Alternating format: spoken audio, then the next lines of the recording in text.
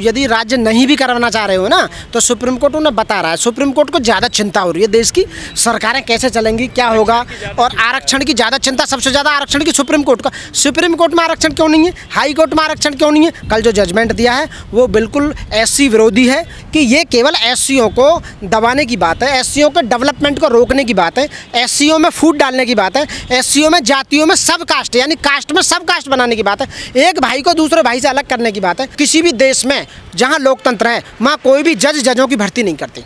इसलिए सबसे पहले मैं चाहूँगा कि सुप्रीम कोर्ट के जज और हाई कोर्ट के जजों की जो भर्ती होती है वो जज ना करें। कॉलेजियम सिस्टम खत्म होना चाहिए, क्योंकि कॉलेजियम अपने आप में एक बेईमानी है।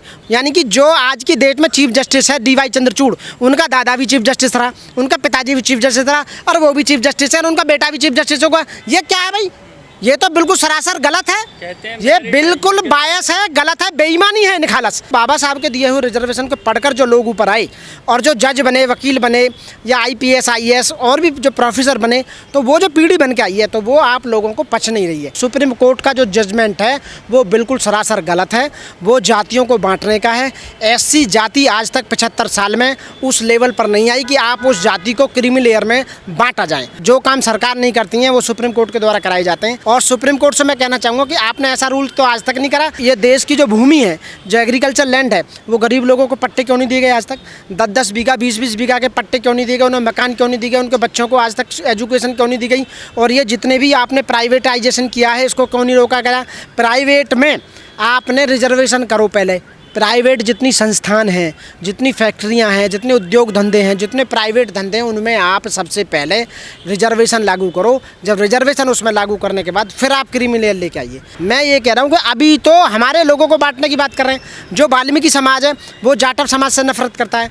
आप एक नई कौम और निकल के आएगी, चमार। अब चमार अपने आप को अलग समझ रहा है, जाटव अपने आप को अलग समझ रहा है। तो जाटव जो बाबा साहब के दिए हुए रिजर्वेशन को पढ़कर जो लोग ऊपर आए और जो जज बने, वकील बने, या IPS IAS और भी जो प्रोफेसर बने, तो वो जो पीढ़ी बन के आई है तो वो आप लोगों को पच नहीं रही है। वो लोग आवाज़ उठाने का काम कर रहे हैं। शिक्षा, आप शिक्षा में रिजर्वेशन, देश में कानून सुप्रीम कोर्ट बनाएगा या संसद बनाएगा? संसद बनाने का काम है सुप्रीम कोर्ट में। सुप्रीम कोर्ट ने ये कहा है कि ये सरकारें लागू कर सकती हैं। इस तरह से राज्य सरकारें क्रीमी लेयर बना सकती हैं अपने यहाँ। यानी कि यदि राज्य नहीं भी करवाना चाह रहे हो ना, तो सुप्रीम कोर्ट उन्हें बता रहा है। सुप्रीम कोर्ट को ज़्यादा चिंता हो रही है देश की सरकारें कैसे चलेंगी, क्या होगा, और आरक्षण की ज़्यादा चिंता, सबसे ज़्यादा आरक्षण की सुप्रीम कोर्ट का। सुप्रीम कोर्ट में आरक्षण क्यों नहीं है, हाई कोर्ट में आरक्षण क्यों नहीं है? बताइए क्यों नहीं है? हायर जुडिशियल सर्विस उसमें क्यों नहीं है?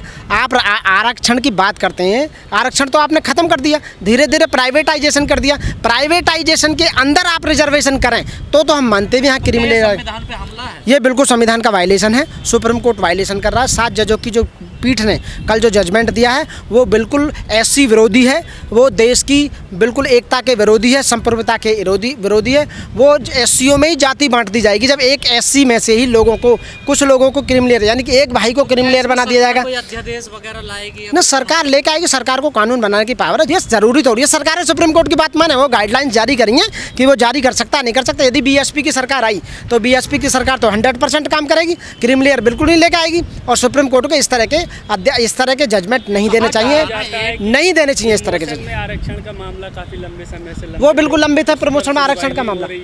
तो मैं लास्ट में यही कहूँगा आप अपने भाइयों से कि ये केवल SCO को दबाने की बात है, SCO के डेवलपमेंट को रोकने की बात है, SCO में फूट डालने की बात है, SCO में जातियों में सब कास्ट यानी कास्ट में सब कास्ट बनाने की बात है, एक भाई को दूसरे भाई से अलग करने की बात है। मेहनत जो करके ऊपर आएगा, आप वैकेंसी तो पूरी करिए। आपने 15% रिजर्वेशन में आज तक केवल 8% रिजर्वेशन, 75 साल में 8% रिजर्वेशन भरा गया। आपने बाकी के 7%, 8% रिजर्वेशन के लिए आज तो एक भी गाइडलाइन नहीं थी सुप्रीम कोर्ट ने कि बाकी के SC के जो पद खाली पड़े हैं, 20 लाख पद इस समय पूरे देश के अंदर राज्य सरकार और केंद्र सरकार में पड़े हुए हैं। आपने क्यों नहीं गाइडलाइन जारी करी कि इन्हें फिलअप कीजिए? आपने कॉन्ट्रैक्ट बेस पे जो 10-10, 8-8 हज़ार में हमारे बच्चे पढ़ा रहे हैं और जो काम कर रहे हैं, आपने गाइडलाइन क्यों नहीं की कि इन्हें बिल्कुल बहाल करो, इन्हें गवर्नमेंट जॉब दीजिए? आपने उस पर क्यों नहीं कहा कि भाई ये अग्निवीर योजना 3-4 साल के लिए क्यों आ रही है, सब पूरी बहाल करो? किसी भी देश में जहां लोकतंत्र है वहां कोई भी जजों की भर्ती नहीं करती। इसलिए सबसे पहले मैं चाहूँगा कि सुप्रीम कोर्ट के जज और हाई कोर्ट के जजों की जो भर्ती होती है वो जज ना करें। कॉलेजियम सिस्टम खत्म होना चाहिए, क्योंकि कॉलेजियम अपने आप में एक बेईमानी है। यानी कि जो आज की डेट में चीफ जस्टिस है DY चंद्रचूड़, उनका दादा भी चीफ जस्टिस रहा, उनका पिताजी भी चीफ जस्टिस रहा, और वो भी चीफ जस्टिस है, और उनका बेटा भी चीफ जस्टिस होगा। ये क्या है भाई? ये तो बिल्कुल सरासर गलत है, कहते हैं ये merit बिल्कुल बायस है, गलत है, बेईमानी है, निखालस। वहाँ कोई और चीफ जस्टिस बनेगा नहीं। तो मेरिट का हवाला दिया जाता है। मेरिट तो हमारे अंदर भी बहुत है। जो 3000 साल से जिस लोगों जिस जाति को दबाने का काम किया, वो आज भी जीवित है, आज भी फाइट कर रही है। तो वो हम किस चीज़ में कम थे? कोरेगांव में 500 महारों ने 27,000 पेशवा काट दिया, हम लड़ाई में कब कम थे? हमारे एक मांझी, दशरथ मांझी जैसे ने पहाड़ काट कर रास्ता बना दिया। हमारे डॉक्टर बाबा साहब अम्बेडकर ने पूरी दुनिया का सबसे बड़ा लोकतंत्र का संविधान बना के आपको दिया।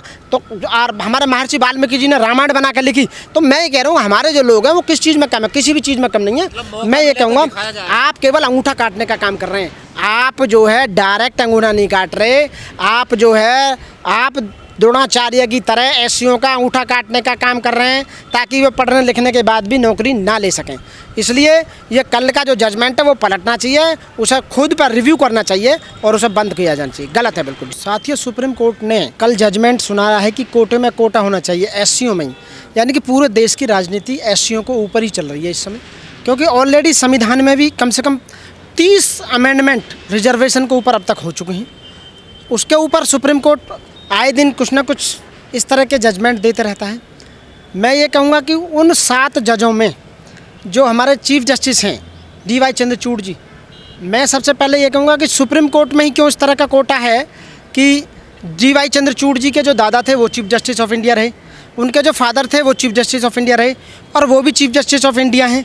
तो आप बताइए, एक ही खानदान के लगातार 3-3 वारिस या 3-3 पीढ़ियाँ chief justice of India supreme court के चीफ जस्टिस रहे, ऐसा क्यों? ये ख़त्म होना चाहिए बिल्कुल।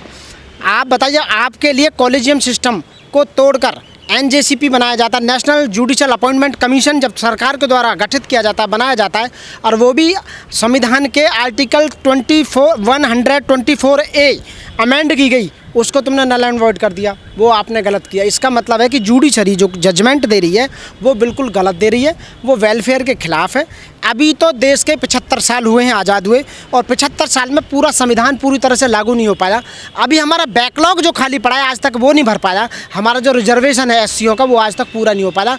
कैरी फॉरवर्ड का रूल लगाकर आप उन सीटों को जनरल में कन्वर्ट करने का काम करते हैं, ये बिल्कुल विश्वासघात है। हमारे एससीओ के साथ में बहुत बुरा हो रहा है देश के अंदर। कहा जा रहा है अनुच्छेद 341 का यहाँ उल्लंघन है। बिल्कुल है, संविधान का वायलेशन है। जो बाबा साहब ने जो संविधान बनाया और उसमें जो हमारे लिए प्रोविज़न करे, अभी तो उन प्रोविज़नों को पूरा नहीं किया गया, उन्हें ही फुल फिलअप नहीं किया गया आज तक देश के अंदर। आप बताइए, उसमें एक एडवोकेट को भी क्रीमी लेयर में लाने की बात की गई है। जो एडवोकेट गरीब परिवार से है, किसान परिवार से है, बहुत ही गरीब से है, और वो स्कॉलरशिप लेकर पढ़ के पास हुआ है, और होने के बाद में जैसे ही वकालत शुरू करता है तो उसे क्रीमी लेयर में ले आएंगे। उसकी तो इनकम भी नहीं है अभी। तो ये इसके बहुत ही मतलब दूरगामी परिणाम होंगे। SC/ST को बांटने की एक बड़ा बिल्कुल आप सही कह रहे हैं, ये बिल्कुल साजिश है। और उन 7 जजों में कितने SC थे? देश को जनसंख्या के अनुपात में उनके संसाधनों को बांटने के लिए कोई डिसीजन लेके आइए ना। कह रहे हैं कि भाई क्रीमी लेयर होना चाहिए। मैं HJS का एग्ज़ाम मैंने खुद दिया, HJS का हायर जुडिशल सर्विस का, जो वकील 7 साल की प्रैक्टिस करने के बाद देता है। मैंने एग्ज़ाम दिया, मेरे कितने साथियों ने एग्ज़ाम दिया। आपने आज तक इलाहाबाद हाई कोर्ट की बात कर रहा हूँ, सन 2000 से लेके और 2012-14 तक आपने एक भी वैकेंसी SC की भरी नहीं। क्यों नहीं भरा? आपने लिख दिया सीधा कि there is no suitable candidate for this post, they are not capable. वो कैपेबल नहीं है बिल्कुल भी इस पोस्ट के लिए। तो ऐसे ही आपने फिर 3 साल वो जगह खाली रखी, और जगह खाली रखने के बाद आपको कैरी फॉरवर्ड का नियम लगाकर उनको आपने जनरल में कन्वर्ट कर दिया। उन लोगों के साथ में विश्वासघात नहीं कर रहे तो क्या नहीं कर?